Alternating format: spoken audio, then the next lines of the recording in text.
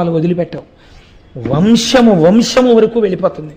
ఇది అందరూ చెప్పలేరు కూడా. మీకు నేను ఒక శాస్త్ర రహస్యం చెప్పేస్తున్నాను ఇవాళ వేదిక మీద. కొంతమంది ఇది నేను వేదిక మీద చెప్పేస్తున్నాను, భయం లేదు. పరమాచార్య చెప్తుండేవారు ఈ మాట. ప్రాజ్ఞులైన వారు గ్రహించగలరు ఎక్కడొచ్చింది ఈ తేడా, వంశంలో ఎక్కడ జరిగింది పాపం కనిపెట్టగలరు. కానీ ఇప్పుడున్నవాడికి దాన్ని తీసుకోగలిగిన శక్తి ఉంటుంది, ఉండకపోతుంది. కాబట్టి ఏమవుతుంది, అలా పడుంటారండి. నేను కొన్ని ఇళ్ళు చూశాను మహాప్రభో. ఆ ఇళ్ళు పెద్ద పెద్ద ఇళ్ళు, గుండె బావురు మంది వెళితే. నేను ఒకసారి ఒక ఇంటికి వెళ్ళాను. 3 ఆడపిల్లలు, పెళ్ళవలేదు. 3 బహుశీలవంతులు, ఎన్నడూ వీధిలోకి వెళ్ళిన వాళ్ళు కారు.